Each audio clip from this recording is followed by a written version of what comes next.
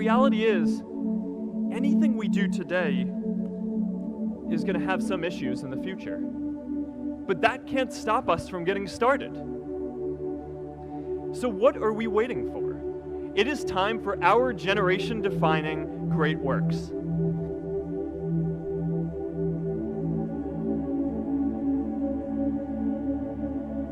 Now, many of our parents had stable jobs throughout their careers, but in our generation, we're all a little entrepreneurial, whether we're starting our own projects or finding our role in another one. And, you know, that's great, because our culture of entrepreneurship is how we create so much progress. An entrepreneurial culture thrives when it is easy to try lots of new ideas. Facebook wasn't the first thing I built. I also built chat systems and games, study tools and music players, and I'm not alone. J.K. Rowling got rejected 12 times before she finally wrote and published Harry Potter. Even Beyoncé had to make hundreds of songs to get Halo. The greatest successes come from having the freedom to fail.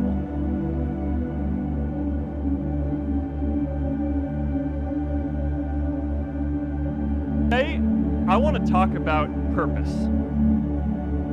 But I'm not here to give you the standard commencement about finding your purpose. We're millennials. We try to do that instinctively. Instead, I'm here to tell you that finding your purpose isn't enough.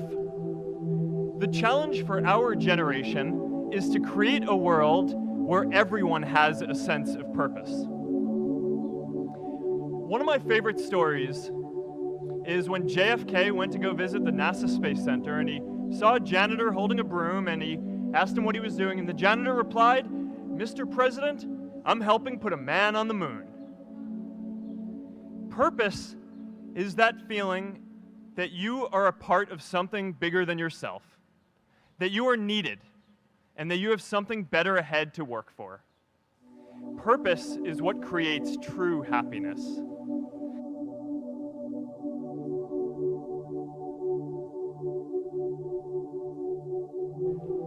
I remember that night I launched Facebook from that little dorm in Kirkland House. I went to Noakes with my friend KX, and I remember telling him clearly that I was excited to help connect the Harvard community, but one day someone would connect the whole world. The thing is, it never even occurred to me that that someone might be us. We were just college kids. We didn't know anything about that. There were all these great big technology companies with all these resources, and I just assumed one of them would do it. But this idea was so clear to us that all people want to connect. So we just kept working on it, day after day after day. And I know that a lot of you are going to have your own stories just like this. A change in the world that seems so clear that you are sure someone else is going to do it. But they're not. You will. But it's not enough to have that purpose yourself. You also have to create a sense of purpose for others. And I found that out the hard way. You see, my hope was never to build a company. I wanted to have an impact. And as all these people started joining us, I just assumed that that's what they wanted to do too. So I never took the time to explain what it was that I hoped we'd build. A couple of years in, some big companies wanted to buy us. I didn't want to sell. I wanted to see if we could connect more people. And we were building the first version of Newsfeed at the time, and I thought, if we could just launch this, it could change how we all learn about the world. Nearly everyone else wanted to sell. Without a sense of higher purpose, this was their startup dream come true, and it tore our company apart. After one particularly tense argument, one of my close advisors told me if I didn't agree to sell the company right now, I would regret that decision for the rest of my life. Relationships were so frayed that within a year or so, every single person on our management team was gone. That was my hardest time leading Facebook. I believed in what we were doing, but I felt alone. And worse, it was my fault. I wondered if I was just wrong. an imposter, a 22-year-old kid who had no idea how things actually worked. Now, years later, I understand that is how things work when there's no sense of higher purpose. So it's up to all of us to create it so we can all keep moving forward together.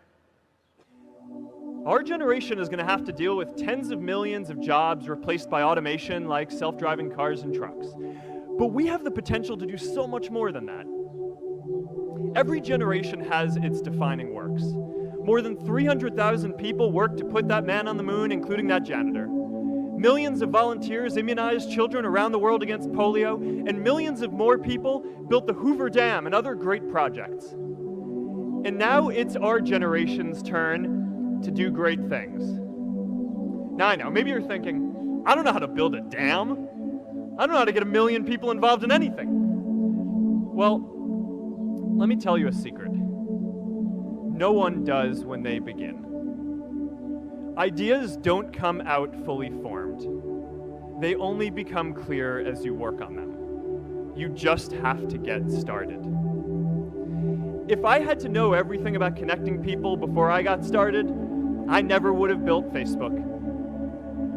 Movies and pop culture just get this all wrong. The idea of a single eureka moment is a dangerous lie. It makes us feel inadequate because we feel like we haven't had ours yet. And it prevents people with seeds of good ideas from ever getting started in the first place. How about stopping climate change before we destroy the planet and getting millions of people involved, manufacturing and installing solar panels? How about curing all diseases and getting people involved by asking volunteers to share their health data, track their health data, and share their genomes? You know, today, our society spends more than 50 times as much treating people who are sick as we invest in finding cures so people don't get sick in the first place. It makes no sense. We can fix this.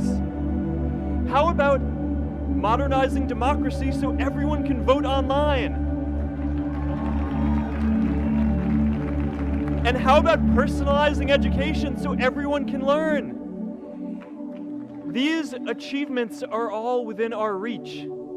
Let's do them all in a way that gives everyone in our society a role. Let's do big things, not just to create progress, but to create purpose.